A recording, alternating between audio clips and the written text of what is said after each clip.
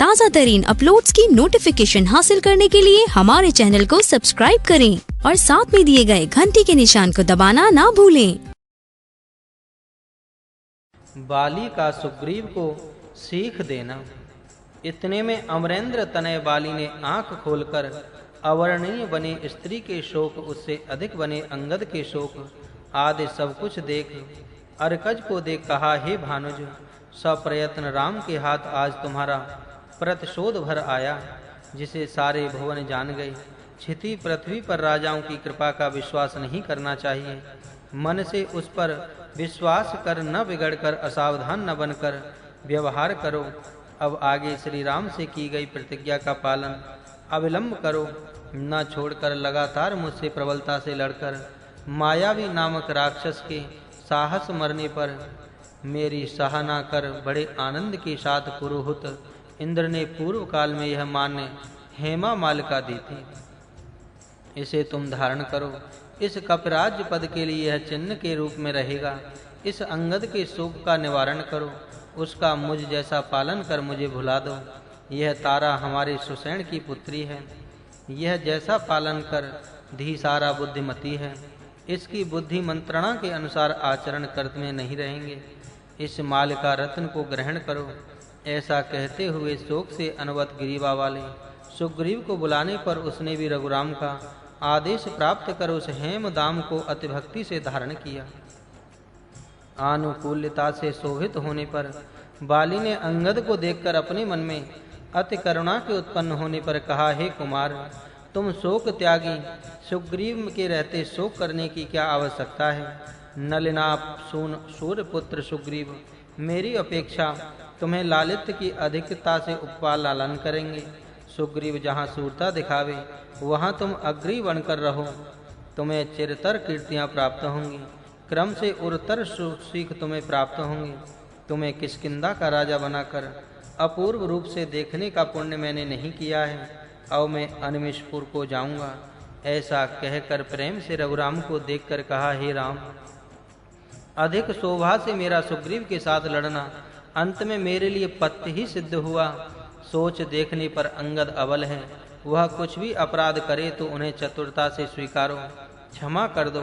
हे मनवंश तिलक, इन सुत के बाद इसे राजा के रूप में मान्य करो। और वेद शास्त्रों में खोज कर भी तुम्हें देख नहीं सकता, तुम्हारे लिए आदि मध्य अंत नहीं है। मेरे पास स्वयं आकर प्राणावसान काल में यह तुम मुझे दिखाई पड़ रहे हो। उधर स्वर्ग जाकर देखने वाली मूर्ति को यहीं देख पाया हूँ, अतः मैं कृतार्थ बन गया हूँ। हे पंकज हितवंश, हे परम कल्याण करने वाले, अब प्राण नहीं रहेंगे, इस बाण को निकाल दो। ऐसा कहने पर राम की आज्ञा से उस दिव्य सर को शोभा से नील ने निकाल दिया। अधिक शोभा से अपनी बाह्य गतियों का बंधन करके रुद्र पवन को मन में बांधकर इस शरीर में परम सबसे श्रेष्ठ बन विराजमान राम की श्री मूर्ति को मन में सुंदरता से धारण कर ब्रह्म पदानंद तत्पर बाली ने ब्रह्मरंध्र के द्वारा प्राण छोड़ दिए। उस समय तारा आदि कमनियों के उस बाली पर झुककर बार-बार रोते रहने पर अंगद, सुग्रीव और वहां के प्लवग, वानर, पुंगव श्रेष्ठ हावाली कहते हुए चले गए। और उस समय लक्ष्मण ने नलितात्म सुत और दूसरों को रोककर कहा, हे हनुमान, अब तुम अम्बर वस्त्र, माल्य, गंधसार आदि मंगाओ। हे तारा, निविड़ हाटक स्वर्ण रत्न निर्मित शिविका को शीघ्र ही मंगाओ। ऐसा कह भेजने पर उन्होंने भी वैसा ही किया। तब समस्त वनचर वहां आ गए।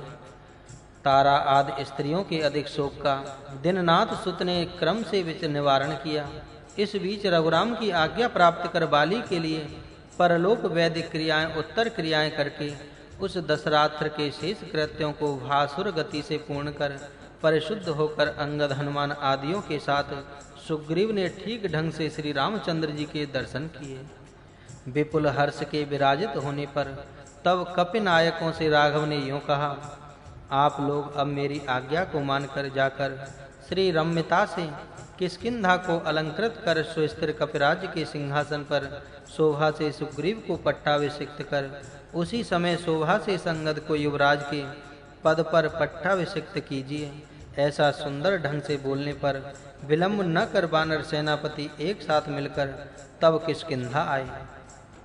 नूतन श्रृंगार सजावट से युक्त मनोहर आगार, रत्न वितीर्थ कांव से तथा रमणीय हरि रंग वल्ली वार से रंजित द्वार रंगत प्रकाशमान ध्वज से उदार विस्तृत, रम्य पटीर नीर पूरित मार्गों के आदि से युक्त हो, निरुपम आकार वाले किष्किंधा के पुरजन संचार संवरित होने पर उल्लसित अत्यधिक श्री के कारणभूत रूप में अलंकृत कर वारिधि नद नदी का बार जल तथा उचित मंगल द्रव्य समूह को मंगवाकर सरंभ आडंबर की शोभा से शुभ तूर्यों के ध्वनित होते रहने पर, पुण्यांगना वेश्या मड़ियों के कलशों के साथ नाचते रहने पर, पुण्याह वाचन पूर्वक सिंह चर्म से चिन्हित सिंह पीठ पर कपि सिंह को रखा। भासुर लीला से प्लगव वानर वीरों ने अभिषेक पूर्वक सुग्रीव के निराकार मानो देवता इंद्र के निकट पहुंच रहे हों, ललित पुण्योदय लग्न में बलि सुग्रीव का राज तिलक कर उरुसत्व वाले अंगद को युवराज पद के लिए बड़ी शोभा से तथा प्रीति से पट्टाभिषिक्त किया। अंगद को युवराज पद पर रखने पर अंतःपुर और पुर की सभी हर्ष उमड़ पड़ा। नल नील तार अंजना तनूब श्री हनुमान आदि संबंधियों ने सुग्रीव के दर्शन किए। अन्य समस्त वानर नाथों ने हाथ जोड़कर अति मोद से प्रीति से प्रशंसनाएं की।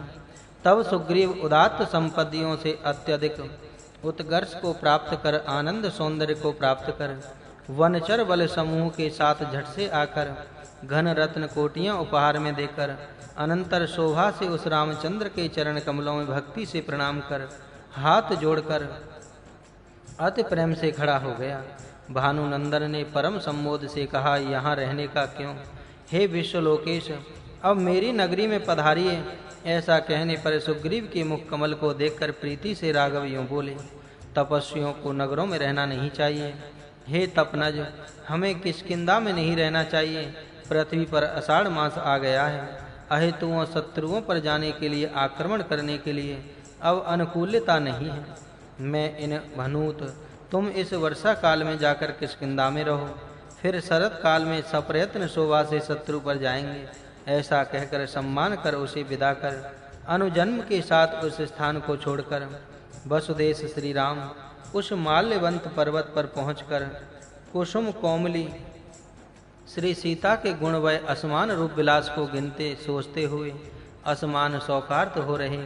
तब धरणिजा ने बिछुड़कर व्याकुल होने पर आकाश में अंबुज मित्र को प्रकाशित न होने देकर जहां तहां मेघ के द्वारा अब इस प्रकार विचलित होगा, इस प्रकार जहां तहां जलदों में विद्युत निकाय उत्पन्न हो चंचल होने चमकने लगा। वायु के साथ धूल इस प्रकार उड़ी मानो धरती श्री राम नाक देवलोक का शत्रु पर आक्रमण करने जा रहे हों। आकाश में इंद्रधनु इस प्रकार शोभित हुआ मानो युद्ध में राक्षसों का दमन करो। यह कहते हुए काल यमराज ने अपने हाथ का कालपाश अनुकूलता से श्री राम के हाथ भेज दिया हो, जहां तहां व्याप्त हो।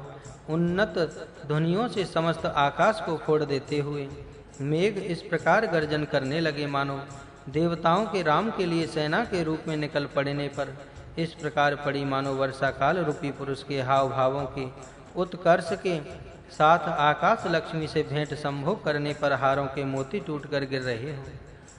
जहां तहां धरणी पर हर जगह उदग्र होते हुए भाप इस प्रकार निकलने लगी मानो राक्षस को दिखाई पड़कर उसके हाथ कैद हुई अपनी पुत्री के बारे में सोच हो दुखी हो घरनी झटके निश्वास लंबी आहें छोड़ रही। वनों में आए हुए श्री राम लक्ष्मण रूपी पयोदों को देखकर सुररूपी चातक फूल उठे हो मानो इस प्रकार सब भ्रम से व्याप्त होने वाले घने बादलों को देखकर आकाश में चातक पक्षी फूलने लगे हों। धिम धिम की ध्वनि से मर्दल के मुखरित होने पर गीतों के साथ नटी मड़ियों के नृत्य करने के समान घूम घूम करते हुए कहते हुए गर्जन करने पर अमल के का स्फूर्ति के साथ मयूर नाच उठे। राक्षसों के साथ और शरीरों पर श्री राम के बाण इस प्रकार लक्षित होंगे। इस प्रकार भयद घोष के व्याप्त होने पर जहां तहां पर्वत के अग्रों शिखरों पर गाज गिरे। परुस्ता से इंद्र गोप और भी बहुटी अधिक अरुण से अरुण बनकर अवन पर बिखर पड़े मानो यह प्रकट कर रहे हों कि दैत्यपति के शरीर के मांस खंड इस प्रकार प्रकट रूप से रणस्थल को भर देंगे, मानो रावण का संहार करते रहने पर देवता सब हिलाकर प्रशंसा में दिव्य पुष्पों को लगातार इस प्रकार रघुराम पर बरसाएंगे। इस प्रकार वर्षों पल कीर्ति परंपराएं लुप्त हो जाएंगी, मानो इस प्रकार राजहंसों का समूह क्रौंच गिरी पर चला गया हो। युद्ध भूमि में मेरे पुत्र सुग्रीव ने अनिमिष अधिपूसून इंद्रपुत्र बाली को हाय मरवा डाला, मुझ पर इंद्र रुष्ट हो जाएगा। इस भय से मानो सूर्य बलिष्ठ दुर्ग में रह गया। सूर्य के चारों तरफ का परिवेक्ष प्राचीर के समान लगा। वर्षा की जलधाराएं स्नान करने गई नाग कन्याएं फिर से रसातल को लौट रही हों। भैंक मेढक अद्भुत वृत्ति ढंग भेद स्वर भेद दिखाते हुए जहां तहां बोलने लगे, मानो अपने को अपार जीवन प्रदान करने वाले उस महान व्यक्ति की हजार मुखों से प्रशंसा कर रहे हों। शोभित मेघों ने मानो प्राकट वर्षा रूपी मधुमणि के शरीर पर खूब कस्तूरी लगाई हो। शरत ऋतु का आगमन इस प्रकार धरणी पर हर जगह विराजित नील छाया वर्ण से पंख सुशोभित हुआ।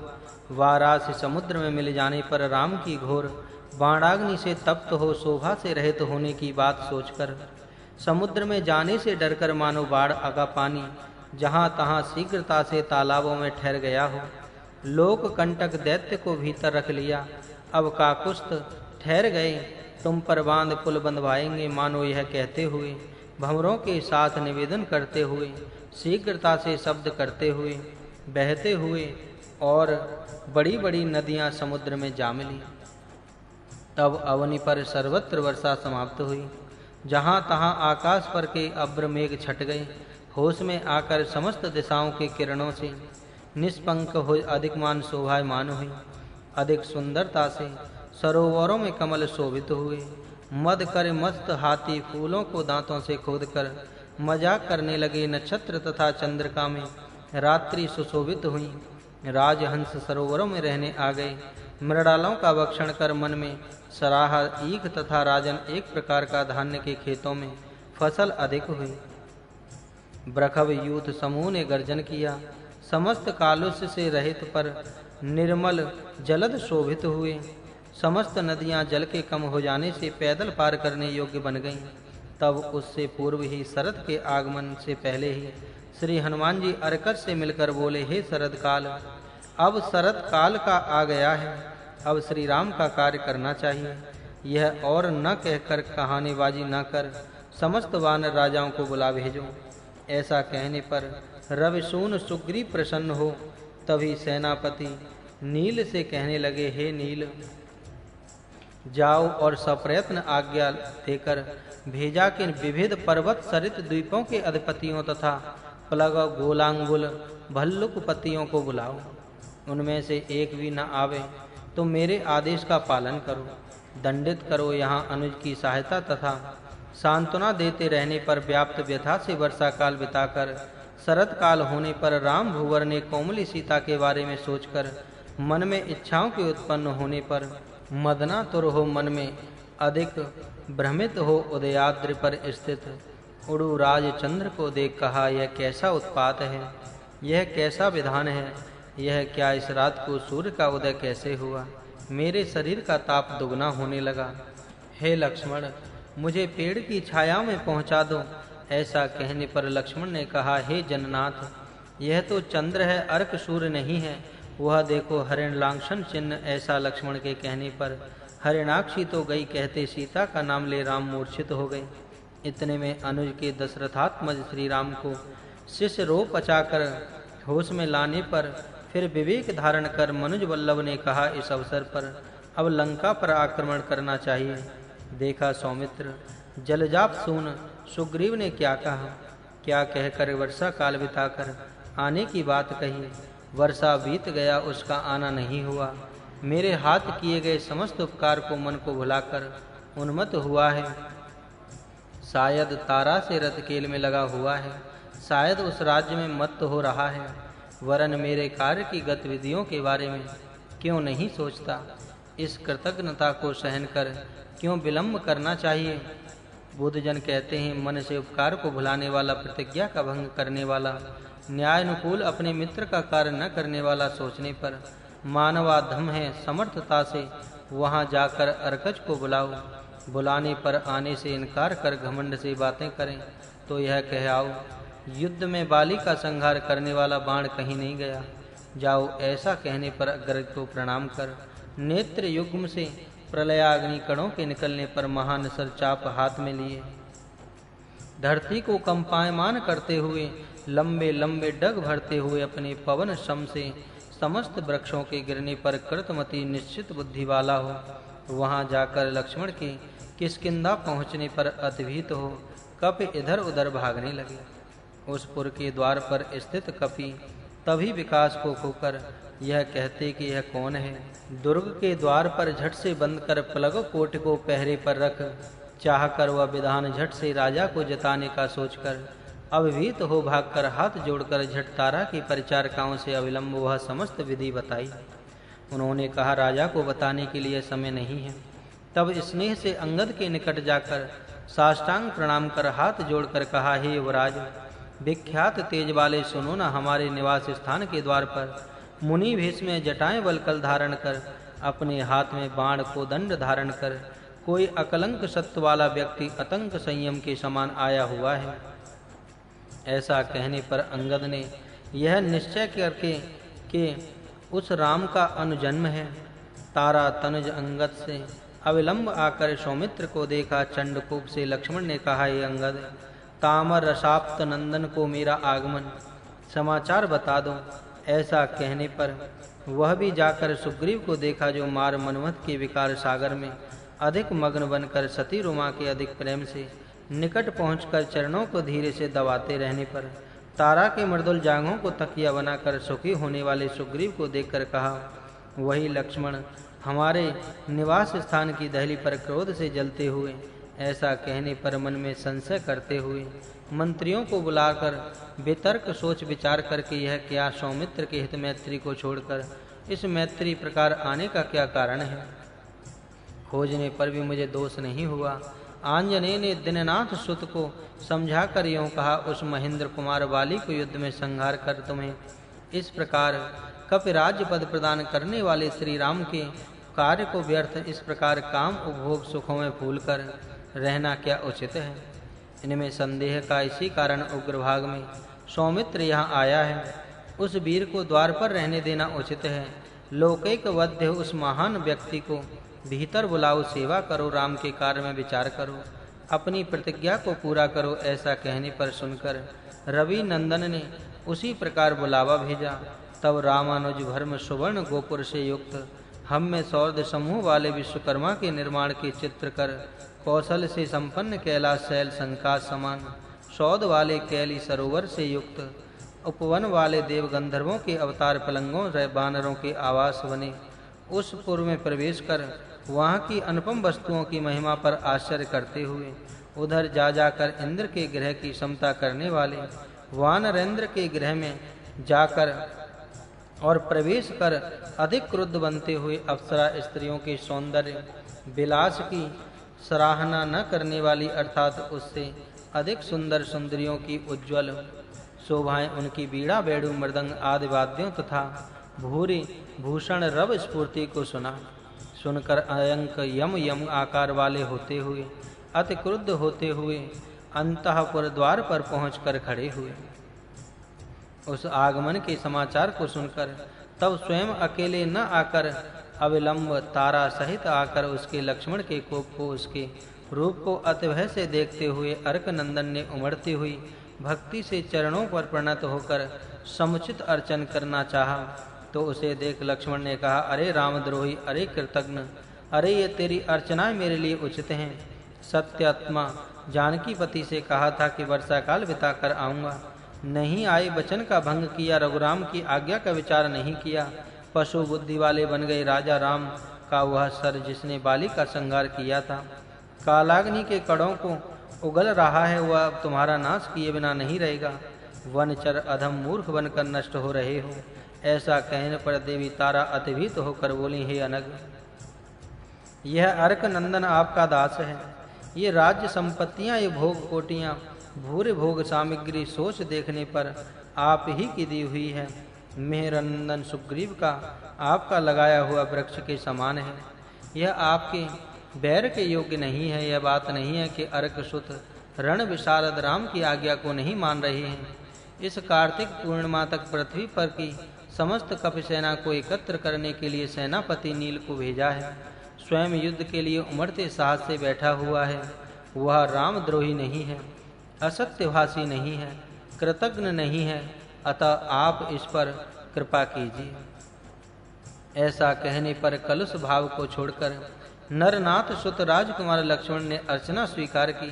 ग्रहण करने के कनक पीठ पर राजकुमार को आसीन कर रवित अनुभव उनकी आज्ञा लेकर स्वयं बैठ गए। मृदु मधुरोक्तियों से उन्हें सहमत कराते हुए कहा, हे सौमित्र, स्वामी राघव के कार्य को मैं भूल सकता हूँ। अभी समस्त वानरों को लाऊंगा, समस्त दिशाओं से वैदेही को ढूंढने के लिए भेजूंगा।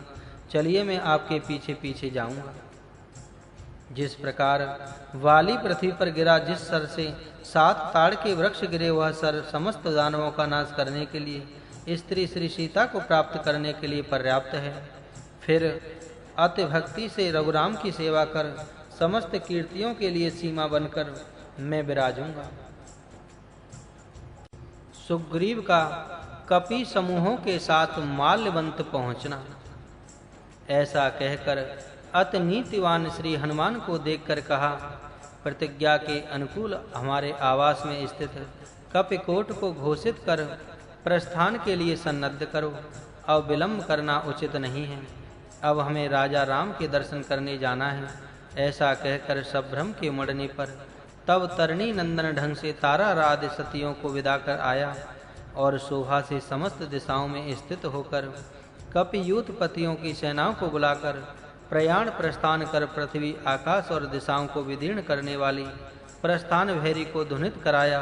प्रेम से लक्ष्मण को प्रबल करने वाली अधिक कांचन रत्न से रम्य बनी इस शिविका पर बिठाकर उस महात्मा के आगे आगे चामरद्वय और श्वेत छत्र चिन्हों को जाने का आदेश देकर ससैन्य स्वयं भी सौमित्र के पीछे एक शिविका का पर बैठकर आगे आगे चित्रवैखरी विलक्षणता से सूत तूर्य मंगल वाद्य के बजते समय अधिकता से वंदी मागधों चारण भाटों की नूतियों स्तुतियों के व्याप्त होने पर जहाँ तहाँ कपिनाथों के आकर दर्शन करते रहने पर उड़गढ़ नक्षत्र से स्फुरित शोभित इंदु के समान शोभित होते हुए सकल वानर वीर सैन्य का युद्ध सन्नद्धता से अकलंक दोष रहित हो शोभा देने पर वह सुग्रीव तभी चलकर अपूर्व गरिमा के साथ पृथ्वी के कांपने पर अधिक साहस से शोभित हो लक्ष्मण की सेवा करते हुए चल पड़ा। वहां माल्यवंत में स्थित राम वहां मुखरित कोलाहल होते हुए सुनकर यह सोच के वे कपिसेनाएं आ रही हैं, क्रोध के शांत होने पर रविपुत्र पर प्रसन्न हो रहे, सुंदर मणिकांचनमय शिवकाद्वय से थोड़ी दूर पर ही उतरकर तामरस आप्त सूर्य नंदन से संप्रीति से लक्ष्मण के साथ आकर प्रणाम किया। अविरल भक्ति से हाथ जोड़कर अवनी वल्लभ राजा राम से यूं निवेदन किया, हे देव, सेनाओं के लिए दिशाओं में अपने लोगों को भेजकर क्रम से उनके एकत्र हो जाने तक शत्रु पर आक्रमण के लिए यहाँ न आकर विलंब किया और किसी कारण से लगा नहीं रहा। ऐसा कहने पर श्री राम ने अर्कज को अति कृपा दृष्टि से देखकर सम्मानित अथवा क्षमा किया। तब साहस से कैलाशगिरी वन कनकाद्र नीलांचल निषाद्र द्रोणाचल तुहिनाद्र सोड़ाचल सोमाद्र ब्रखवांचल विंध्या आद्र श्रवणांचल ऋक्षाद्री परित्राण प्राकगिरी रत्नगिरी अस्ताद्री मलयाचल मंथाद्री आदि में विचरण करने वाले महान बाहुबली बानर पवमान शून हनुमान पनस अंगद गवय नीलगंध मादन पावकाक्ष कालपाक्ष गृदन वेददर्शी गवाक्ष नल मैंद महानाथ धूम्र अलगु जम्भु गिरभेदी सुमुख केसरी ज्योतिर्मुख विमुख तार विनत गज जामवान संपाति रंभ अंबुराशि समुद्र तनु सुसेन सतबल सर्वसनाथ आदि अतिवीरवर। इनसे प्रारंभ कर समस्त कपि अपने सुत अपने हितु अपने सहोदर अपने संबंधी जनों के साथ सांद्रता से एकत्र होकर ये 10 हैं, ये 100 हैं, ये 1000 हैं, ये लाख हैं, ये करोड़ हैं, उसके बाद ये 100 करोड़ हैं, उसके बाद गिने जा सकने वाले पद्म महापद्म शंख आदि समस्त संख्याओं को पार कर इतनी अधिक संख्या में आनंद की शोभा से ऐसे इकट्ठे हुए मानो धरती से तत्काल उत्पन्न हो आए हैं। जिस दिशा में देखें उधर ही उम्र पड़ते हुए उत्पन्न हो आए हैं। इस प्रकार कम न होकर उन्नति से दीप्त होकर भूमि और आकाश को आच्छादित कर दिया, इस प्रकार से व्याप्त हो गए। अधिक उग्र गति से जाज्वल्यमान काल दंड की समान परुषता से दीप्त बाहु दंडों के साथ एकत्र होकर बाड़व अग्नि की ज्वालाओं के समान शीघ्रता से आकाश को रगड़ने वाले बाल पास पूछ मानो बार-बार कालाब्र प्रलय कालीन की कांतियां हों।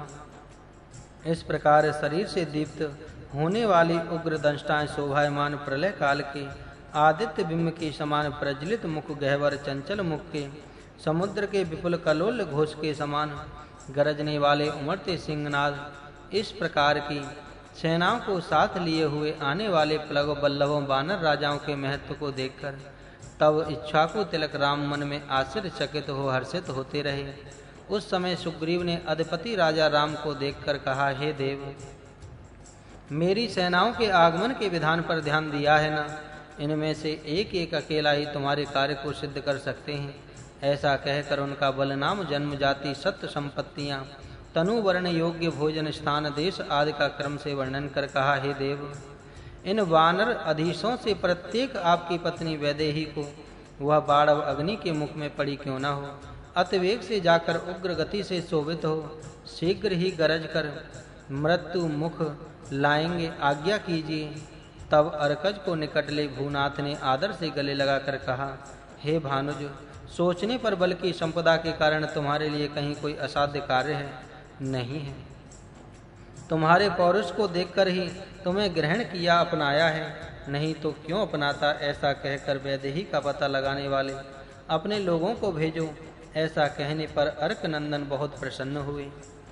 अनुकूलता से एक उत्तम लगन में विनत नामक बानर को बुलाकर बोले, किसी तरह कहीं भी असावधानी न बरतकर तुम अपनी सेनाओं के साथ क्रम से पूर्व की ओर चलकर उस मही तनया श्री सीता जी को उस यमुना में ढूंढकर यामुन गिरी को देखकर वहां से आगे जाकर सुर नदी में देखकर अधिक इच्छा से स्वर्ण नद को खोजकर उस कौशिकी में ढूंढकर फिर सरस्वती नदी को देखकर फिर सिंधु को खोजकर विस्तृत पौंड्र विदेह भूमियों को खोजकर मालव, कौशल, मागध, ब्रह्ममाला नामक देशों में मैथिली को खोजकर जलधि तीर छोर को देख आगे जाकर मदरांद्री में निवास करने वाले किरातों के निवास स्थान ढूंढकर इच्छा से वहां यमदूत पार कर आगे उसके बाद जम्बूद्वीप को पार कर शीघ्र उधर जाकर शिशराद्रि में हिमालय खोजकर वहां कालोद नामक सरोवर की खोज कर शोभित लोतित समुद्र को पार कर जाकर कूट सालमली वृक्ष की छायाओं में खोज कर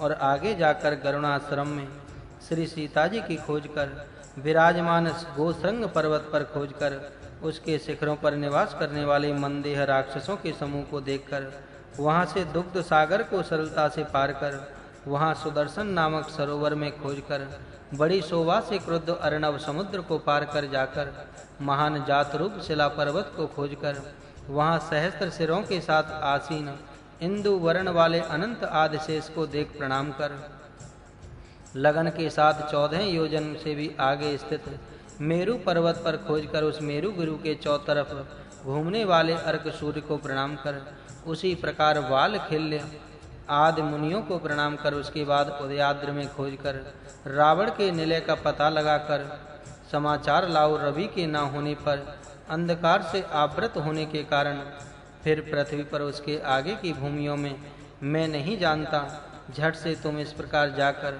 महीने के भीतर आओ, अवज्ञा कर नहीं आओगे तो दंडित करूंगा। ऐसा कहने पर 1,00,000 बानरों को साथ लिए बाली के अनुज तथा सूर्यवंश वाले को हजार तरह से विनत हो सत्साहस अतिशीघ्र विनत पूर्व दिशा की ओर निकल पड़े।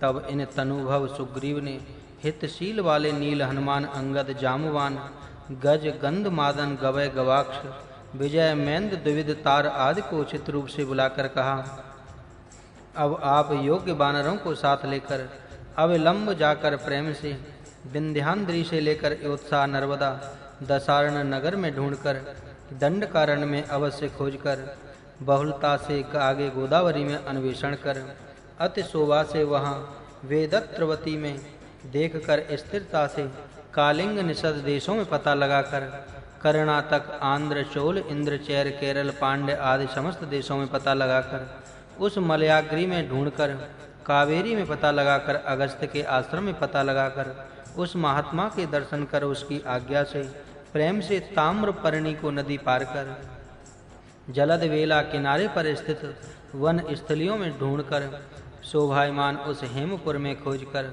अत्यधिक साहस के साथ महेंद्र आदि में ढूंढकर उसके आगे स्थित विषमाद्र को देखकर उसके बाद पुष्प आद्र में ढूंढकर पार्श्व में स्थित कुंजर नामक गिरि की परीक्षा निरीक्षण कर वहां विश्वकर्मा के बनाए अगस्त्य के घर में रमणी श्री सीता को खोजकर अंजना नदी के बनाए पार कर उसके आगे मड़ियों से रंजित विलसित फड़ियों से सर्पों से रज्जित उस भोगवती नामक पुरी को न छोड़ उसमें प्रवेश कर ढूंढकर उसके आगे स्थित ब्रखभाद्री जाकर जिस पर गंधर्व अप्सराएं सुर रहते हैं उसके स्थानों को पीछे न हटकर ढूंढकर विचलित न होकर जाकर वैतरणी नदी को लांघकर सुशोभित वैवस्वत के नगर को जाकर वहां उस समवर्ती यमराज की अनुमति प्राप्त कर सुगणता से पितृलोक को खूब अच्छी तरह ढूंढकर श्री सीता देवी के समाचार को जानकर सकुशल महीने के भीतर प्रति समाचार लाओ। उसके आगे अंधकाराव्रत होने से वहां जाना देवताओं के लिए भी संभव नहीं है। ऐसा कहने पर वे सभी कपिनाथ मिलकर अनमोद रक्षरावधि से ऊब चूब होकर दिननाथ सूर्य के समान तेज से दीप्त होने वाले राजा राम के समक्ष अपने सत्वों के साथ चमककर कहा, हे माननेश्वर, किसी भी प्रकार से श्री जानकी जी का पता लगाए बिना रिक्त खाली हाथ नहीं आएंगे।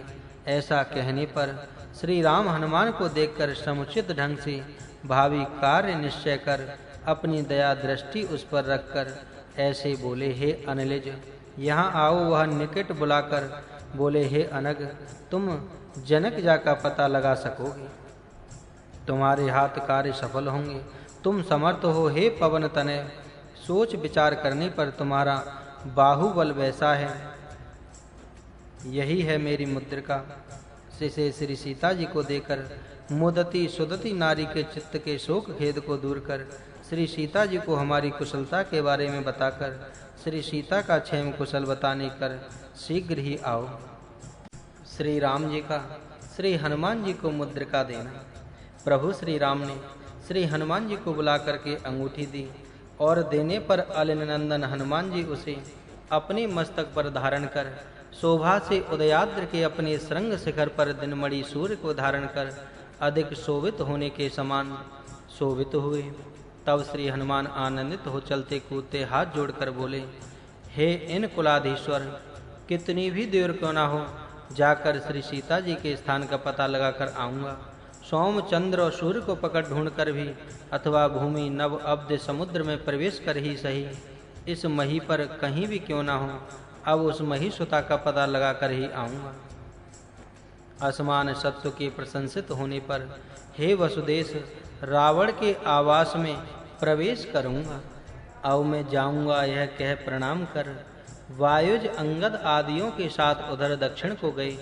तब सुसैन को बुलाकर मरकटेश्वर वानरों का राजा सुग्रीव ने कहा, शोभा से तुम 1,00,000 वानरों की सेवा करने पर सौराष्ट्र देश जा प्रवेश कर ढूंढकर धैर्य से बाहुलिक देश का पता लगाकर श्रीकर को शोभित सिंधु सौवीर के कई देशों को कृतमति निश्चित बुद्धि से ढूंढकर सुशोभित पुन्नाग वन में ढूंढकर अच्छी तरह पश्चिम समुद्र पर दृष्टि रखकर देख ललित को नारकेल वन में ढूंढकर बिना थके जाकर वज्र आदि को ढूंढकर परित्राय नग पर्वत को निहार कर वहां प्रेम से गंधर्व समूह को जानकर परिचय प्राप्त कर जहां बलि है ग्रीव तथा पंचजन नामक व्यक्तियों का युद्ध में संहार कर सर्वप्रथम चक्र विष्णु ने शंख और चक्र दोनों को प्राप्त किया था। उस चक्रवंत नामक पर्वत पर ढूंढकर सावधानी से उधर जाकर मेधागिरी के अन्वेषण कर शोभित 60,000 संख्या वाले कांचन पर्वतों को अच्छी तरह देखकर जलजाप्त सूर्य हजार जहां अस्त होता है उस चरम आद्र को देखकर सौवर्ण पर ढूंढकर वर्धित वरुण के नगर पर ढूंढकर चरितार्थ बने मेरु सावर्ण मुनि को देखकर महीने भर में प्रति समाचार लाओ। अर्कहीन होने से, अमर्यादित होने से उसके बाद वाली पृथ्वी में उल्लेख नहीं करूंगा और जानता भी नहीं हूँ। कहने पर सुषेण आदि महाकपि निश्चित मति से पश्चिम की ओर गए।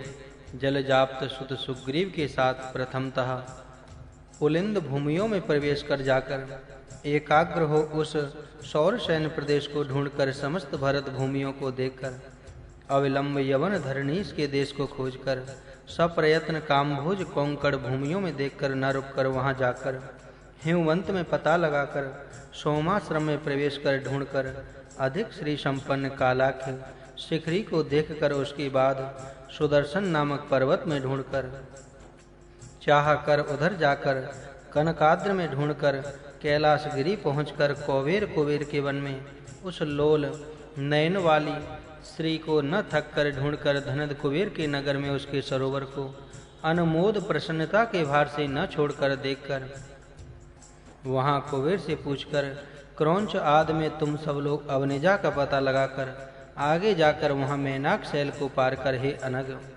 वैखानक नामक सरोवर में ढूंढकर शोभित शैलोदाख्य तटी समुद्र को लांघकर सप्रयत्न उत्तर कुरु भूमियों में पता लगाकर वहां जहां गंधर्व अप्सराएं सुर नित्य निवास करते हैं वहां न रुककर उत्तर पयोनिधि को पार कर जाकर न थककर उसके बाद सोमाद्र पर ढूंढो।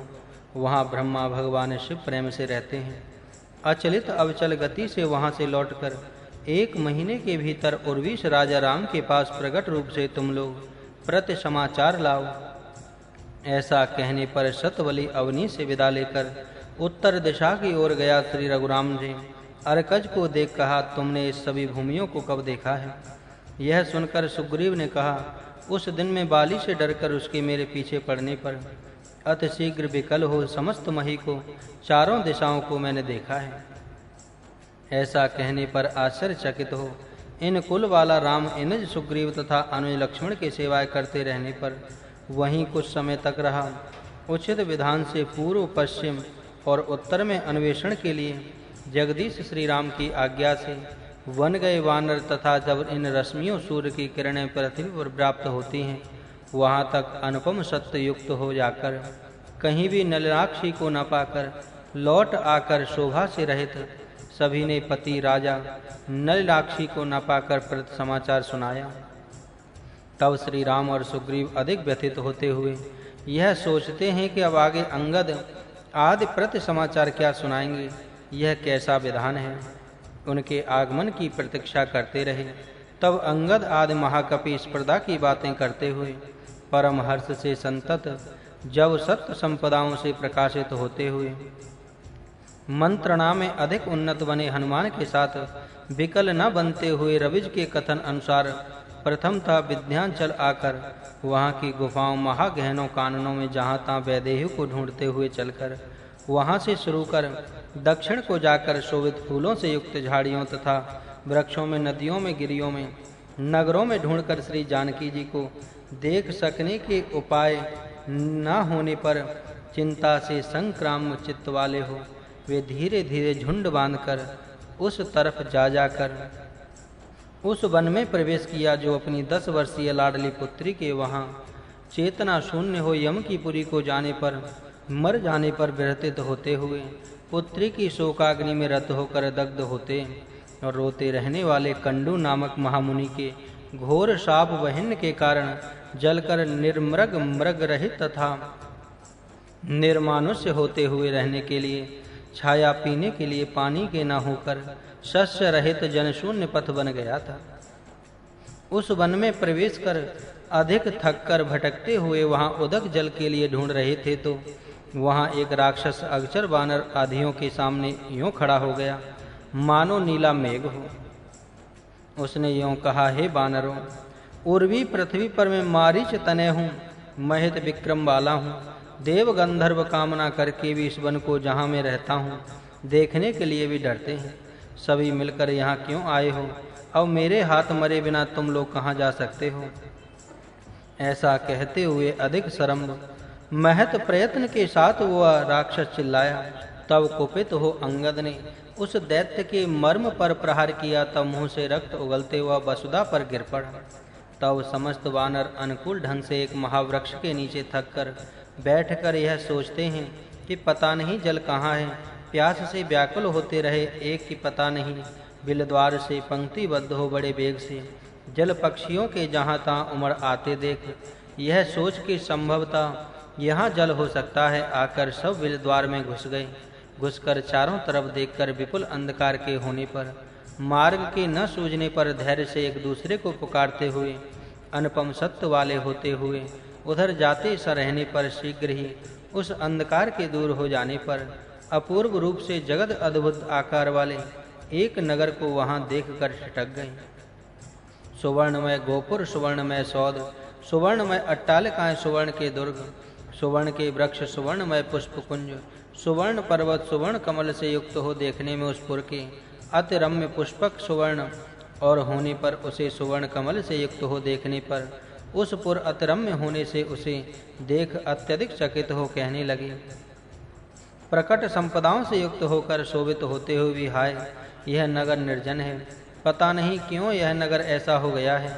किसी भी प्रकार से बाहर निकलने के उपाय को न जानकर अधिक चिंतित होते हुए वहां कुछ दिन शोभा से विचरण करते हुए पुर की मध्य वीथी में आकाश को स्पर्श करते हुए श्रेष्ठ और वहां सब में उन्नत बने हुए एक महल को देखा। महल को देखकर उस पर सब कपी चढ़ गए और मनो और तपोवृत्ति में अधिक शोभायमान हरिणाजिन मृग चर्म के अंबर वस्त्र धारण कर सुशोभित तरणेन्दु कला के समान शोभित एक पुण्य कांता को देखा।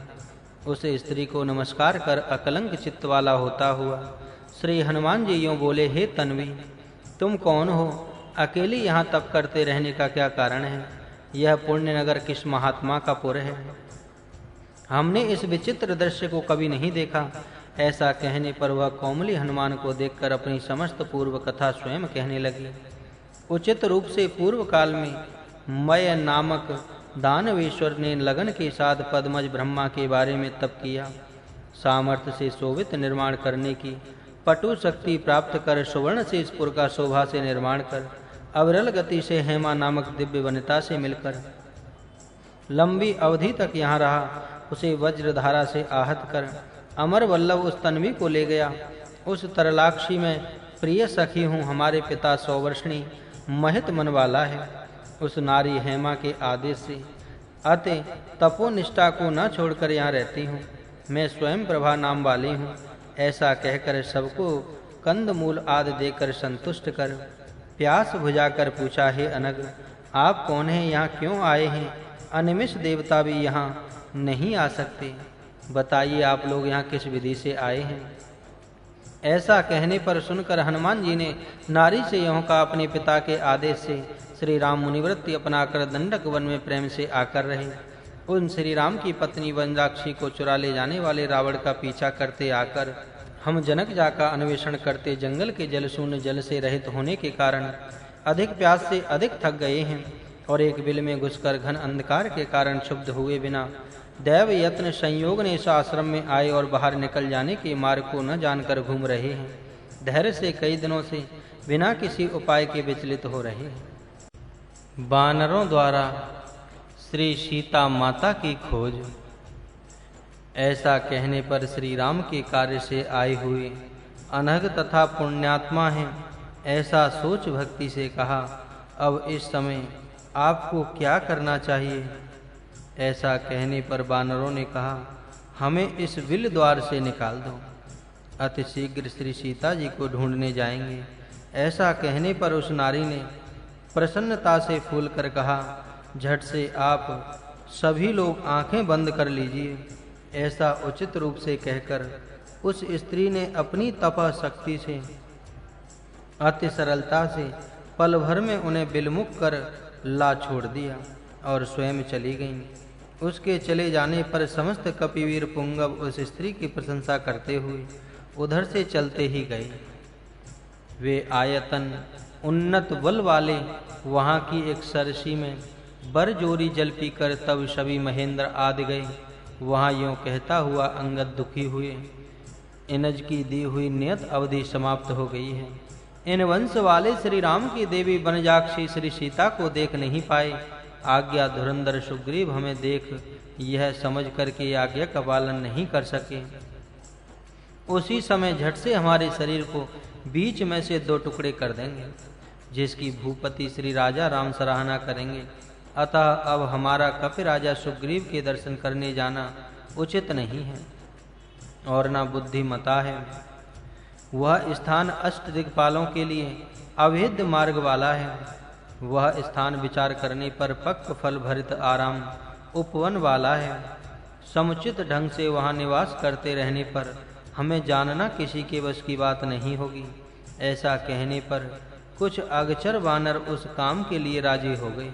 तब मारुति क्रुद्ध हो बोले, बड़ी बुद्धि वाले हो, चाचा के भेजने पर साहसी हो, राम कार्य के लिए आकर कपियों के साथ उस गंभीर बिल में चपल बुद्धि से प्रवेश कर वहां रह जाने का अर्थ भानुज सुग्रीव के साथ विद्रोह करना ही है ना।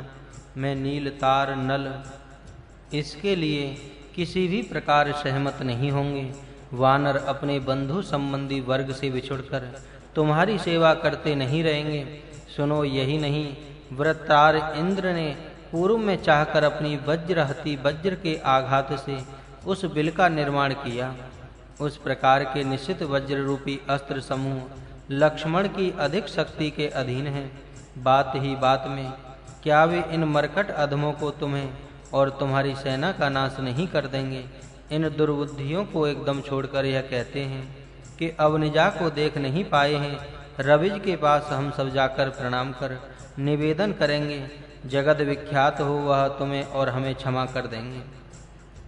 संकोच बस मुझ पर और तुम्हारी माता पर अनुरक्त होने के कारण तुम पर रुष्ट नहीं होंगे।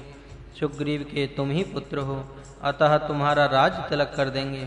ऐसा कहने पर सुनकर उस वाली नंदन ने कहा, पितृ समान बाली को पृथ्वी पर गिराकर वध कर उसकी पत्नी को वरण कर उसके बाद अपना उपकार करने वाले श्री राम के समस्त कार्यों को भूलकर लक्ष्मण के क्रुद्ध होने पर ही तो हमारा चाचा निकल पड़ा था।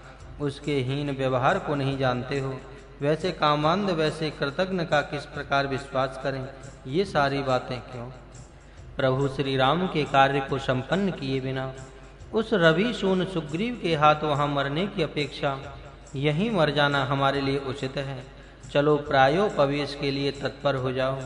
ऐसा कहते हुए भी और स्वयं वर दर्शद्वाई अपने आगमन की वृथा हो जाने पर मन में चिंतित हो रोग जरा तीव्र वेदना दुर्बलता से रहित प्राण वाले होने के कारण अपने अपने संबंधियों सतियों का स्मरण कर सोचते कि बाप रे हाय, देव इस प्रकार हटकर क्या हमें व्यर्थ यहाँ मार डालने में उतारू हो गए हैं। ऐसा कहते समस्त वानर छोटे छोटे झुंड बांध एकत्र हो एक दूसरे से कहते हैं, नलिनाप्त कुल राम को जंगलों में क्यों आना चाहिए था? कुल सती को राक्षस के हाथ खोया ही क्यों चाहिए? संघर्ष कर दैत्य ने जटायु को मारा ही क्यों? धरणी से श्री राम ने अरुण नंदन सुग्रीव को देखा ही क्यों? उसने सुग्रीव ने धरणजा श्री सीता जी को समाचार दिया ही क्यों? तरणी वंश वाला श्री राम पंपा के पास आए ही क्यों? राजकुमार सुग्रीव के पास आए ही क्यों?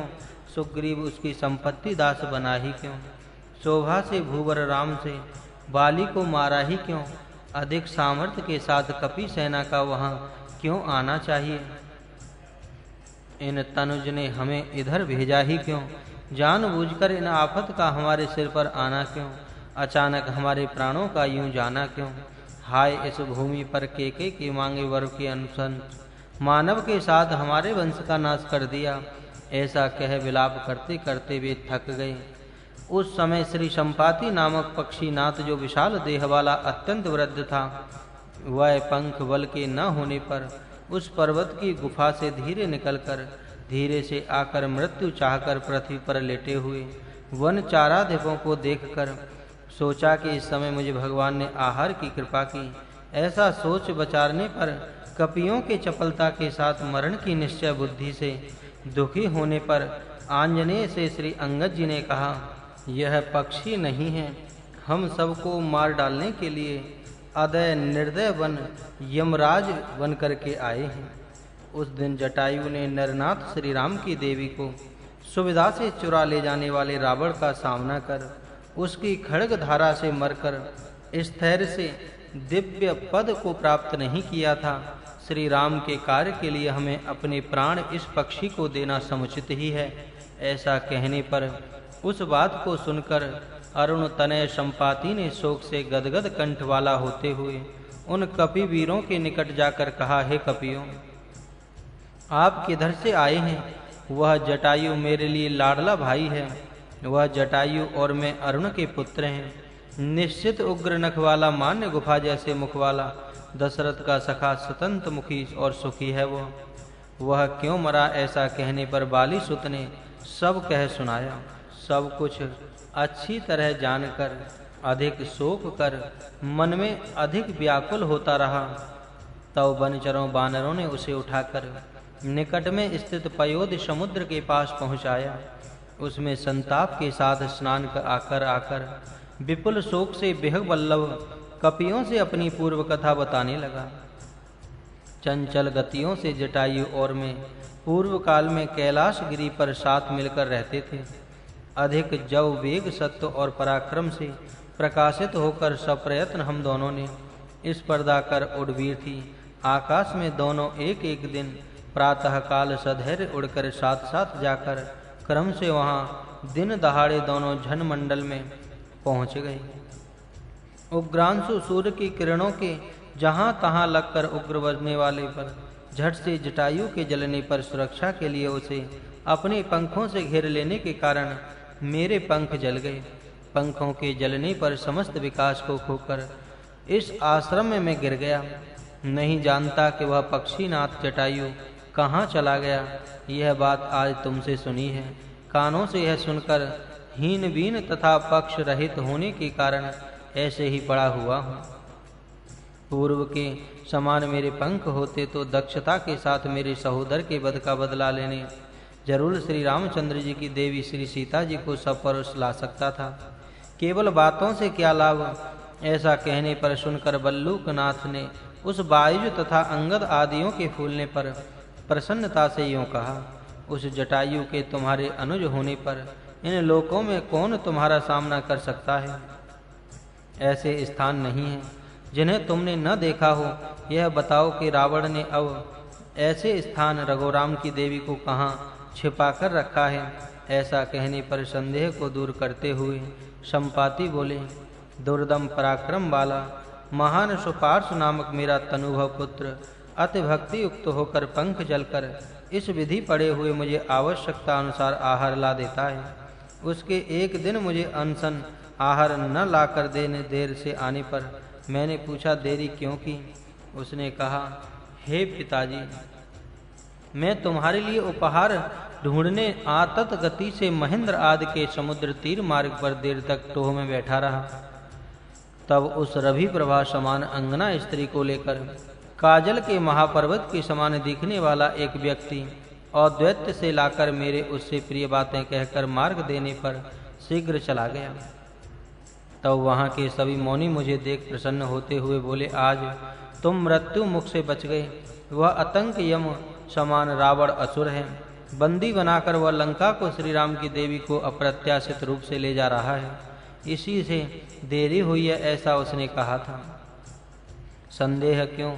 जनक तनुजा बलि राक्षस बंधुओं से परिवृत होकर जलद मालिका में चंद्रिका के समान लंका में स्थित है। मेरी दृष्टि उर्वी पृथ्वी पर लगन से 7 योजन तक जाती है। स्पष्ट है कि समस्त पक्षियों की अपेक्षा मेरी गमन शक्ति तथा दृष्टि अधिक प्रवर्तित होती है। ऐसा कह संपाति ने आगे यूं कहा, अपने पक्ष युगल के दग्ध होने पर मैं आकर मूर्छित हो यहाँ गिरकर मृत्यु से बचकर अत्यंत तृष्णा से कराहते हुए कुछ वर्ष बिताकर एक दिन मेरे सौभाग्यवती से यहाँ घन निष्ठा से तप करने वाले सकल जन के ताप को हरने वाले साक्षात निशाकार चंद्र के समान गुण वाले निशाकार नामक मुनि को ऋजुता से देखकर प्रणाम कर भानु दीप्तियों से पंखों के जलने पर अपनी विधि का निवेदन किया। संपाति और बानरों का संवाद। मुनि शिखामणि श्रेष्ठ भी पूर्व में मुझे जानते थे, अतः अधिक करुणा से भावी का चिंतन कर कहा, वह श्रीय लक्ष्मीपति परात्पर और विष्णु दासरथ विभु के यहाँ पैदा होगा। उष्णांशु सूर्य कुल वाला तब उग्र अटवियों को निकल पड़ेगा, उसकी सती को रावण ले जाकर बंदी बनाकर रखेगा। तब उस नारी को अमृतांश चंद्र अमृतांत देंगे, उस कारण वह अचंचल हो आहार तृष्णाओं से रहित रहेगी। तब श्री राम ऋजुता से आकर चंडा संजय सुग्रीव की रक्षा कर सक्रज वाली का संहार करके अलोल गति सीता के अन्वेषण के लिए चारों दिशाओं में औन्नत्य के साथ वानरों को भेजेगा। उस राम के निज दूत हो उन वानरों के पास पहुंचकर जिस दिन यह कथा सुनाओगे, उस दिन तुम्हें घन महान पक्षी युगल प्राप्त होगा। ऐसा पूर्व में मुझे निशाकर नामक मुनि ने बताया। उसके आदेश अनुसार आपसे हितमती से यह कथा को बता चुका। लो ये पंख आ गए, यह देखिए, कहते हुए झट से सांस रोककर आकाश की ओर छलांग भरकर कहा, झट से लंका के वन में श्री सीता जी को देखा है। लो मैंने श्री सीता जी को देखा है, वही है सतयोजन की दूरी पर, वही है लंका, वही लंका के भीतर पुण्य साध्वी श्री सीता जी हैं। अब उठिए, पौलस्त गति की इस लंका को देखने जाइए। ऐसा कह लंका जाने के लिए उधर मार्ग बताकर संपाति प्रीति से हेमाद्र पर चला गया। तब सभी वानर वीर एकत्र हो प्रसन्न चित्त हो अतिवेग से जाकर अम्बोरासी समुद्र के पास पहुँचे। वह समुद्र चंडवात वायु आघात से जात उत्पन्न डिंडीर फैन रूपी गंडूस कुल्ली से समस्त दिशाओं के अंतरिक्ष के भर जाने से मुखरित बना था। उस समुद्र में बीची तरंग समीचीन विहार करने वाले अति विचित्रता से वरवाल रूपी करवालों से घोर नक्र ग्राह समूह औदित्य से जूझ रहे थे। उसे देख सभी वानर कुछ देर तक निश्चेष्ट हो रहे। तब व्याकुल बने हृदय सामर्थ्य किसमें है, यह सत्व इनमें किसमें है, और समुद्र पार करने की किसमें शक्ति है। तब अंगद वनचरों वानरों के साथ उस वनदी समुद्र के किनारे वह रात बिताकर दूसरे दिन वीर वानरों को अलग अलग से देखकर कहा, हे कपिवरो, इस प्रकार आप जैसे वानर पौरुष को मिट्टी में मिलाकर जल राशि में 7 योजनों को समर्थ हो पार करने के लिए व्याकुल होते रहेंगे तो अपकीर्ति नामक अगणित अपार अम्भोदी समुद्र को किस प्रकार पार करेंगे। अपने अपने जब वेग तथा पार करने की अपनी अपनी सामर्थ्य को इतनी है, ऐसा सब मिलकर हे महान जनों एक एक ही अलग अलग से कहिए। ऐसा कहते क्रुद्ध होने पर कृतमति निश्चित बुद्धि वाले होते हुए अपने अपने सत्व के बारे में विचार कर उन अमित सत्व में उन्नत वानरों ने मिलकर यूं कहा, सरलता से मैं 10 योजन पार कर सकता हूँ। सरव ने कहा, मैं 20 योजन पार कर सकता हूँ। सब प्रयत्न में जलधि में 50 योजन पार कर सकता हूँ। ऐसा गंधमादन ने समर्था से कहा। उद्रेक के कम न होने पर 60 योजन पार कर सुस्ताए बिना रह सकूंगा। ऐसा मेंद ने कहा। कम न होने वाले साहस से 70 योजन पार करने में समर्थ हूँ। ऐसा द्विविध ने कहा। औन्नत्य के दीप्त होने पर मैं 80 योजन बिना थके पार कर सकूंगा। ऐसा तार ने कहा। अपनी सामर्थ्य को छिपाए बिना प्रत्येक वानर ने औन्नत्य से सभी के इस प्रकार कहते रहने पर भल्लूकनाथ ने, जो बहुकाल वृद्ध अल्लोक विक्रम वाला था, एक बात कही। बचपन के बल की बात कहूँ तो एकदम हास्य का कारण बनेगा, फिर भी सुनिए। पूर्व में अमृत के लिए दानव और सुरों के युद्ध करते समय अमरों की सहायता के लिए आकार उनके प्रेम से देने पर अमृत का पान किया था। 7 समुद्रों को पार कर सकता था। अस्ताचल से उदयाचल तक एक छलांग भर सकता हूँ। समस्त लोकों में मेरा कोई सानी नहीं है। वलिष्ठ बलि को बांधने के समय पृथ्वी पर 21 बार प्रदक्षिणा कर त्रिविक्रम देव की सेवा करते समय टांग टूट गई थी। मेरा दर्प तथा जब नष्ट हो गया, अधिक वृद्ध हो गया, देखने पर मैं 90 योजन के लिए तो योग्य हूँ। शोभित इस मार्ग से जाने में काम के लिए समर्थ व्यक्ति नहीं हूँ। ऐसा कह जामवान ने कहा। उस समय नील ने कहा, 7 97 योजन अम्बुदी को पार कर सकता हूँ। मारुतात्मज आत्म पौरुष के अभाव से उस अवसर पर चुप्पी साधे रहा। साहस से झट 100 योजन पार कर तो सकूंगा, वापस नहीं आ सकूंगा। ऐसा अंगद ने कहा। श्री जामवान ने कहा, हे अनग, तुम हम सबके अधिपति हो। हे वाल तनुज, इस बाण राशि और 12 समुद्र को पार कर सकोगे, लौटकर भी आ सकोगे। हे युवराज, इन कपि यूथों समूहों के लिए रवि तनुज के समान तुम राजा हो, उचित रूप से तुम्हें हमसे काम लेना चाहिए। ऐसा करना तुम्हारे लिए उचित है। तुम्हारे इतना दैन्य क्यों? राम कार्यरत रविज का मंत्री इस मरकट समूह के लिए प्राण समान इस पवन तनय के होते हुए हाय, तुम्हारे लिए असाध्य कार्य ही क्या है? व्याकुल मत बनो। ऐसा मना कर वायु नंदन को बुलाकर उनसे प्रिय वचन बोले। हे मारुति, अपना काम हम सब रख चुप बैठे हैं। यह क्या तुम्हें उचित है? ललित वर्ण विलास की संपदाओं से शोभित अप्सरा स्त्रियों से पुंजिक स्थल के समान शोभित तुम्हारी माता अंजना पूर्व में अग्नि के शाप से वसुधा पर वार वनिता हो केसरी की पत्नी होकर रही। ऐसा होकर एक दिन उसके वनगिरी स्थानों में विचरण करते समय अनिल उस अंगना के अलस मंद गमन, जंघाओं की सुंदरता, विलासपूर्ण नितंब, उड़राज बिंब चंद्र की समता करने वाले सुंदर मुख, अस्त नास्ति का संदेह पैदा करने वाली कट छीण कटी पीन स्तन, विशाल तथा चंचल नेत्रों को देख मोह के व्याप्त होने पर मन सिज सर से छिन्न मन वाला होता हुआ अंजना के वस्त्रों को दूर कर प्रेम से निराकार आलिंगन किया। तब अंजना ने रुष्ट होकर कहा, कौन दुष्टमती इस प्रकार से मेरे पातिव्रत नैपुणी धर्म को नष्ट करना चाहता है? यह सुन वायुदेव ने कहा, हे नारी, क्रुद्ध मत होना। मैं वायुदेव हूँ। यह देखकर कि तुम्हारा पातिव्रत खंडित ना हो, मैंने हृदय संगम किया है। हे जलजाक्षी, इससे बलवेग विक्रम पौरुष धैर्य से संपन्न पुत्र प्रेम से उत्पन्न होगा। ऐसा कह वायुदेव के जाने पर वह वधूमणि भी मन में प्रसन्न होते हुए फिर वायुदेव की प्रबल कृपा से तुम्हें प्राप्त किया है। अतः भुवि लोक में तुम वायु के समान भूरी सत्व वाले हो। वेग विक्रम कला की विस्फूर्तियों में तुम गरुण से भी अधिक हो। शोभायमान पंकज गर्भ ब्रह्मा के वर्षे फिर तुम्हें आयुध मरण नहीं है। सत्व निखिल लोकों में तुम्हारे समान कोई नहीं है। मैं वास्तव में तुम्हारे सत्व को जानता हूँ। जड़ निधि समुद्र को लांघकर जनक जा को देखकर साहस से यहाँ राम कार्य संपन्न कर कपियों के प्राण, राघवों के प्राण तथा कपिनाथों के प्राणों की करुणा से रक्षा कर। इस कार्य में विलंब न कर। हे जगत प्राणनंदन, तुम उत्तम लोक पदों को प्राप्त करो। ऐसा कहने पर श्री हनुमान जी ने कहा, वैसा ही हो। आपके आदेश अनुसार पति श्री राम के कार्य को संपन्न करूंगा। हे अगचरों, आज मेरी शक्ति को देखो। जगदेक हित बुद्धि से जलद को लांघकर आज मेरी शक्ति यदि दौड़ आकर देवता भी बाधाएं उपस्थित कर दें तो कार्य को सिद्ध करूंगा। रुष्ट होकर समस्त जगत को नष्ट कर दूंगा। आश्चर्यप्रद शक्ति से उधर लंका में प्रवेश करूंगा। दुर्बल ना अन्वेषण कर भूषता को देखकर आऊंगा। देखने में दुर्विचार करे सुरवैरी रावण के साथ लंकापुरी को झटी से ले आऊंगा। ऐसा ना हो तो जलधियों को व्याकुल बनाऊंगा। नहीं तो बेपरवाह हो अमराद्र के टुकड़े कर दूंगा।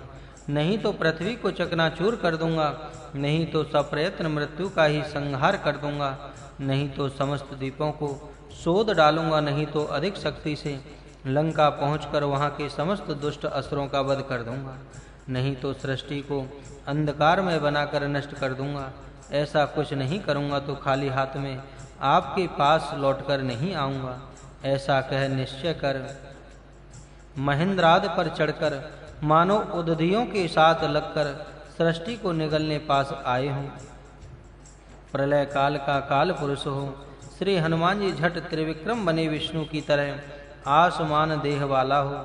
जहाँ तहाँ बढ़कर अंगद आदियों से अनुमति प्राप्त कर शरीर के अधिक फूलने पर अंतरंग में अपने पिता पवन का स्मरण कर राजा श्री राम के पद पंकजों को आत्मा में स्थिर कर चरणों में स्थिरता से आद्री पर आरूढ़ हो गर्दन उठाकर थोड़ा सा नहीं पर यह श्री हनुमान जी जाएं ऐसा ऊपर उठकर भौहें उठाकर अम्भो राशि को खूब निहार कर अमरार राक्षस की पुरी पर दृष्टि स्थिर बनाकर उसके बाद शोभा से पूंछ को हिलाकर बड़े कानों को ऐंठ कर शोभित हो तब अद्रशिला पर हाथ दबाई रख पूर्व में सुदाहरण के लिए वहनते गरुण पृथ्वी पर से आकाश को उड़ा था।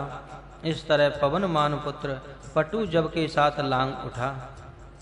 उस रवस शीघ्रता के कारण पर्वत के श्रृंग भूरेणुओं की अपेक्षा अधिक चूर-चूर हुए, मानो उस रावण के पूर्व में अर्जित भूर कीर्तियों की संपत्ति चूर हो गई हो। उस वेग के कारण बड़े-बड़े पेड़ उसके साथ उड़कर तो यदि समुद्र में गिरकर टुकड़े-टुकड़े हो गए, मानो भावी सुत पवन नंदन ने स्वयं आकर शंखुओं की स्थापना शिलान्यास की हो, झट एकत्र होकर उठे। उस समय के विषम वायुओं के कारण मेघ हार कर दिशाओं में फैल गए। श्री हनुमान जी को मैनाक का आतिथ्य प्रदान करना, मानो शक्र इंद्र आदियों को यह कहने गए हों कि वायु लंका के प्रतिवक्र हो गया है। उस वेग के कारण अब्ध समुद्र समस्त जल से रहित हो।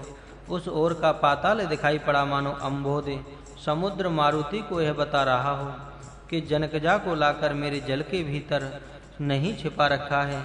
अपने पति राजा के हित कार्य के लिए धैर्य, शौर्य, अपने वेग, लाघव और उदात्त सत्व आदि को देख इंद्र आदियों के क्रम से प्रशंसा करते रहने पर इस प्रकार समुद्र को पार करते जाते देख मन में यह सोच के यह नित्य कृति पुण्यात्मा जगत हित की इच्छा कर निश्चय कर बहुत दूर जा रहा है। इसे विश्राम देने के लिए इसे भेजूंगा। तब अम्बुदी ने मैनाक को बुलाकर यह कहा कि अब हनुमान को यहाँ आए हैं, शोभायुक्त रूप से उसे तुम आतिथ्य प्रदान करो, जाओ भेजा। वह भी शीघ्र उड़कर उरतर महत्तर निज पक्ष युगल से संजात उत्पन्न मरुत पवन से उन छिरकलत उछलते हुए वारदी के मध्य से निकलकर श्रीकर कांचन श्रृंग संकलित नाक स्वर्ग को शोभित मैनाक पर्वत के सामने दिखने पर उसे देख यह सोच कि यह दैत्य माया है, इसने जानबूझकर मेरे कार्य में विघ्न उपस्थित करना चाहा।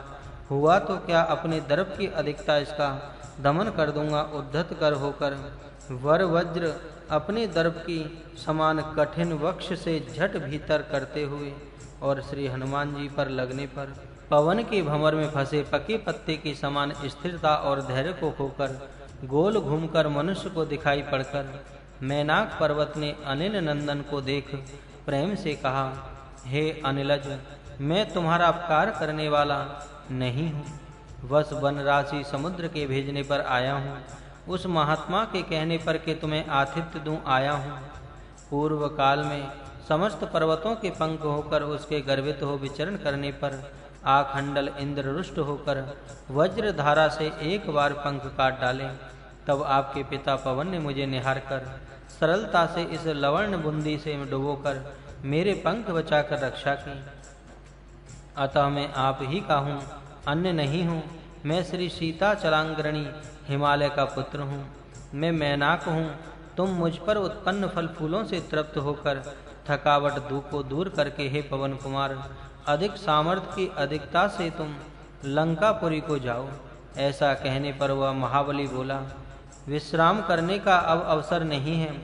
प्रथमतः मैंने प्रतिज्ञा की कि जलधि के मध्य कहीं रुकूंगा नहीं। इधर श्री राम के कार्य के लिए जा रहा हूँ। अतः हे अदृश, मुझे यहाँ नहीं रुकना चाहिए। ऐसा कह हथेली से उस आद्र पर्वत को स्पर्श कर कहा, हे अनघात्म, तुम्हारी समस्त पूजाएं मुझे प्राप्त हैं। ऐसा कह जाते समय अनिल नंदन की सघन शक्ति से अमर अत्य आश्चर्यचकित हो अनेक प्रकार से आनंदित हुए। तब मैनाक गिरी को शोभा से नाक विभु इंद्र देख कर बोले, श्री राम के कार्य के लिए जाने वाले हनुमान को प्रिय किया है, अतः मैंने तुमको अभय दिया है, यहाँ तुम सुख से रहो। तब गंधर्व अमर मुनि अवश्य अंजना तनय को देखते हुए यह सोचे कि इसकी सामर्थ्य कैसी है। यह जानेंगे चतुर हो सुरसा नामक देवहूति को भेजा हुआ राक्षस भाव को धारण कर। अनिल सून के मार्ग में बाधा बन खड़ी हुई। कहा, इस वारधि से मैं जाने वाले तुम्हें देखा है। देव यत्न से अब मैं जीवित रह पाऊंगी। हे अनिलज, भूखी हूँ, इधर उधर न जाकर तुम प्रथमता मेरे गले में आकर प्रवेश करो। ऐसा कहने पर हे नारी, राजा राम के कार्य के लिए जा रहा हूँ, नहीं आना चाहिए धरणीश के। और ऐसा कहने पर हे नारी, धरणीश के समस्त कार्य को संपन्न कर लौट आते समय तुम्हारी इच्छा की पूर्ति करूँगा। हे देवी, जाकर आऊँगा, इसे झूठ मत समझो। ऐसा कहने पर वह नारी क्रुद्ध होकर खूब व्याप्त होकर खड़ी हो गई और कहा, तुम्हें जाने नहीं दूंगी। साहस से तुम्हें पकड़ मार डालूंगी। ऐसा कह मुंह खोलने पर अनिल नंदन ने झट से अपने शरीर को 10 योजन तक बढ़ा दिया। उस नारी ने अपने मुख को दुगना बना लिया। दोनों ने इस प्रकार परस्पर तनु और वक्त्र को खूब 7 योजनों से अधिक बढ़ा लिया। तब वह हनुमान जी असमान बुद्धिमान होते हुए अंगुष्ठ मात्र गात्र शरीर से अति सूक्ष्म हो निकल आए, मानो उलझे हुए संसार मोह बंधनों से छूटकर सुज्ञानी निकल पड़ते हैं। निकल कर बोले, तुम्हारी इच्छा की पूर्ति की, अब समुद्र को पार करूंगा। ऐसे कहने पर कपि कुलोत्तम की बुद्धि की अधिक प्रशंसा कर सराहते हुए यह कहते, तुम्हें शीघ्र ही कार्य सिद्धि सत्व वाले अनिलज को शोभा से आशीषा वह प्रणाम कर उधर जा रहा था, तो अति शीघ्रता से आकर उसके निकट आकर देह की छायाओं का स्पर्श कर आकर्षित कर नीचे खींच उल्लसित हो जीवों को निगलने वाली सिंहिका के प्रयत्न से 10 योजन चौड़ाई तक 30 योजन की लंबाई वाली अपनी छाया को आवृत हो पकड़कर निगलने नौका के समान आगे न जाकर मन से यह जानकर यह छाया ग्राही है, न दबकर प्रथमता मकरी के वस्त्र के प्रवेश कर आऊंगा। यह सूचित करते हुए इंद्र आदियों के चकित हो देखते रहने पर अति सूक्ष्म रूप से व्याकुल हुए बिना उसके पेट में प्रवेश कर उसे चीरकर उस दुष्ट राक्षस को समुद्र में डाल दिया। अनंतर सभी देवताओं ने आनंदित हो विनती की और बष्प वृष्टा की। वन निधि समुद्र को सरलता से झट पार कर वह समीरज अनायास उस सुवेलाचल पर चंचल हो चढ़ा गया। इस प्रकार आंध्र भाषा की भाषाधीश ब्रह्मा के समान विनुत काव्य गम विमल मानस श्रेष्ठ काव्य और शास्त्रों की ज्ञाता आचारवान अपार बुद्धि सिंधु भूलोक निधि गौण बुद्धि भूपति ने अपने पिता विट्ठल धरणीश के नाम पर जो कमनीय तर धैर्य के कनक आद्र हैं, दृढ़ता से निश्चल दया से आयत बुद्धि वाले हैं, ललित सद्गुण गणालंकार हैं, आचंद्र ताराक विलसित होने वाली भूलोक में अति पूज्य हो शोभित होने के लिए अनुपम ललित शब्दार्थ संगिनी ने रसमय रामायण में अलंकार और भावों से परिपूर्ण अतिरम्यता से प्रस्तुत इस किष्किंधा कांड की रचना की। सुप्रसिद्ध आर्ष ग्रंथ आदि काव्य रसकों को आनंद देने वाले तथा सदा इस वसुमती भूमि पर शोभायमान होने वाले इस पुण्य चरित्र को जो भी पढ़े, जो भी सुनेंगे, उन्हें समान आदि बहुवेद समूह का धाम श्री राम नाम चिंतामणि नव्य भोग अपरहित करने वाले जलचर आचार और श्रेष्ठ विचार परिपूर्ण शक्तियां प्रकट राज्य सुख निर्मल कीर्तियां नित्य सुख धर्म निष्ठा दान में आसक्ति आयु आरोग्य अधिक संपत्ति अवश्य ही प्राप्त होंगे। पापक्षय वर पुत्र लाभ वैरी नाश समुचित रूप से होगा। बिना किसी प्रकार की विघ्न बाधाओं के धन धान्य की समृद्धि, घरों में लावण्यवती ललनाओं का सहवास, सदा पुत्रों के साथ मिलकर रहना, सारी विपत्तियों का दूर हो जाना, सम्मोद के साथ बंधुजनों से मिले रहना, प्रेम से कामनाओं की पूर्ति होना, सहोदरों की अभिवृद्धि उन्नति पाकर बड़े स्नेह के साथ मिलजुल कर रहना, सतत देवताओं का संतप्त रहना, पितृगण की तृप्ति में वृद्धि आदि से वे संपन्न होंगे। यह ग्रंथ मोक्ष साधक है, यह पाप हरे है। यह रामायण को नियम से पूजा करने पर पुण्य प्राप्त होता है। लिखने वाले को वर शुभ उन्नति और इंद्रलोक वास प्राप्त होगा। जब तक कुल पर्वत, जब तक जलद समुद्र, जब तक रवि चंद्र, जब तक तारे, जब तक वेद, जब तक दिशाएं, जब तक भुवन, जब तक लोक विशिष्टता से प्रकाशमान रहेंगे, तब तक यह कथा अक्षर शाश्वत आनंद संदोह समूह का निवास स्थान होकर विराजमान रहेगी। श्री किष्किंधा कांड संपूर्णः। जय श्री राम।